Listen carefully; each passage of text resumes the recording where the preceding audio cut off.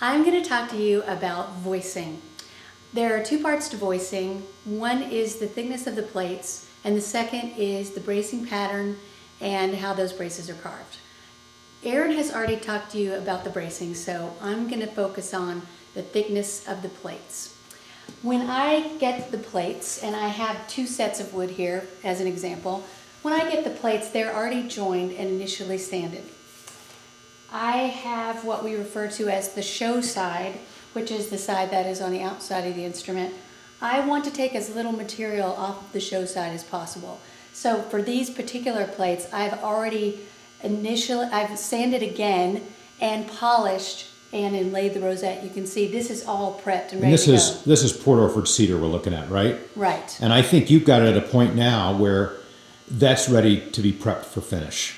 It is ready to be prepped for finish. Another thing about voicing and achieving consistency is that I would like for Erin and Gordon, as they prepare it for finish, to not remove any more material, or to remove as little material as possible. So while the plates are in this state, I am going to get them as close to finished thickness as possible, and because I can listen to them and I can manipulate them in this way consistently across the plate. And what's the other plate you've got down there? The other plate I've got is koa. So one thing that I do as a rule is I treat each plate separately. Like if I wanted to get these all to a certain thickness, I might go to my sander, run them through one after the other. But my sander takes off more or less material based on the kind of wood I have.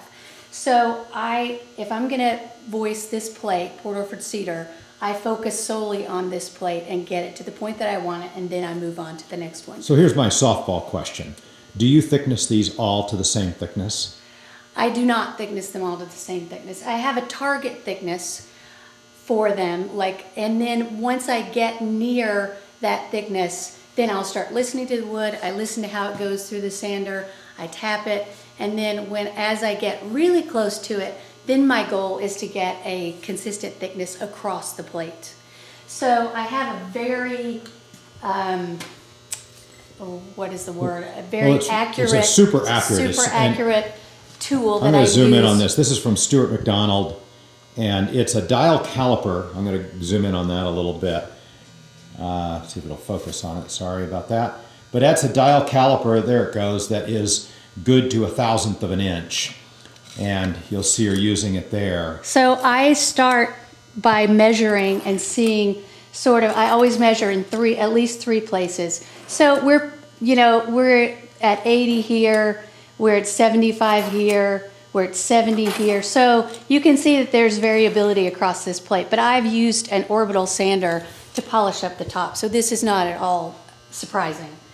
My target thickness for most of my plates is 65/1000ths of an inch. Now I know I say that, I volunteer that number because I know you're gonna ask me that number, but I say that with some trepidation because I wouldn't want if you're an instrument maker, I wouldn't want you to take that number and go, oh, that's the number. That's not necessarily the number, that's the number for us, for the design of our instruments and how this plate gets treated after it leaves me.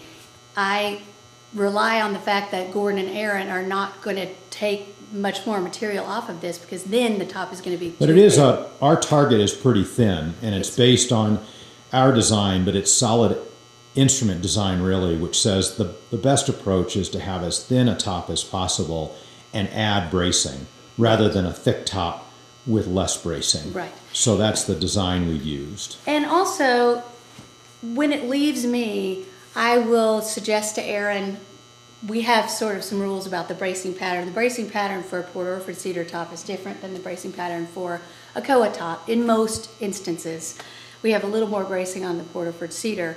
There will be times when I might pass him a koa plate and say, I suggest you use the same bracing pattern as we do for a Port Orford Cedar top, just because of the plate of koa, which is very variable. So from this point, I will take this Port Orford Cedar top to my drum sander. Of course, I'll remove this piece of tape. And this is the sander I use. I'm going to zoom in on that a little bit. Colonel Sander. He's an overhead drum sander. And, you know, Gordon has offered to buy me a different sander, one that will remove material more quickly or be easier to change out the sandpaper or for whatever reason. But Colonel Sander and I have a little relationship going now, and we understand each other, and I know how to manipulate him and my plate to get a consistent thickness across the plates. And just for people who have never seen an overhead sander, what you've got here is this belt down here. Just put your hand on the belt for a minute, if you would. The belt. Oh, this belt. Yeah, there you go. And put your piece of wood on that. So the piece of wood goes on that belt, and the belt has a motor, and it goes in like this. Goes in and under that, and at the same time that drum is rotating. Actually, the other way around. Right. And and it is all suspended. In other words, there's nothing. Can you put your hand on the outside right there? Here. There's nothing under there supporting that.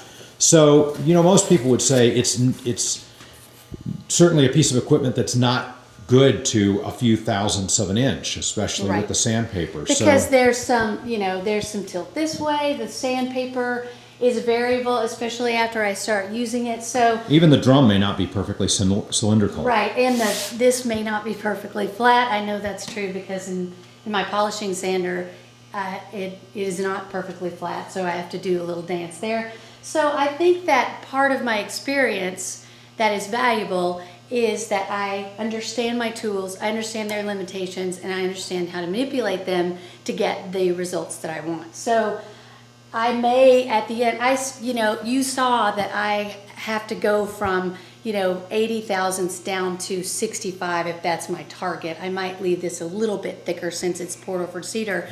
So I don't have to take very much material off of this plate. I will likely end up running this plate through the sander 4 to 6 times because I remove material very slowly so that I can get that consistency across the plate. There will be times where I'll run it through without changing any of the settings on the sander 3 times to get that. I'll flip this around. I do all kinds of gymnastics to you may have already said it. I may have missed it while we're taping, but what are you looking for in that plate? What are you trying to achieve?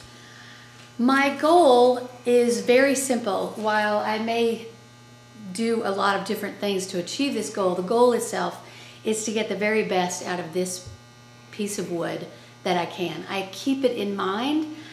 Sometimes it's hard for me to even articulate exactly what I'm looking for or exactly what's going to make me happy about it. It usually is the sound of the board, which I listen to several times. And I'm listening for ring, I'm listening for the tone.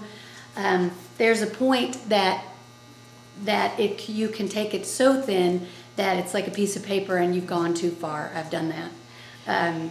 So I'm my goal is to get the best out of this piece of wood that I possibly can. And a lot of times I think it's my intention that drives me, and just the fact that I've done it so many times that I know what to listen for on the sander. I know what to listen to as I tap the wood. I know what it feels like and how it changes.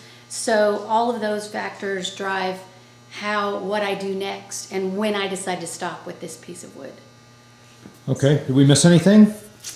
I don't think so. I think we're good. After I've done the thicknessing here, then the next thing I'm going to do is I'm going to cut out the sound hole, and I'm going to turn this over, use a template to mark the bracing pattern on the back, and then it will go over to the go bar decks. All right, thanks. See you later. So much.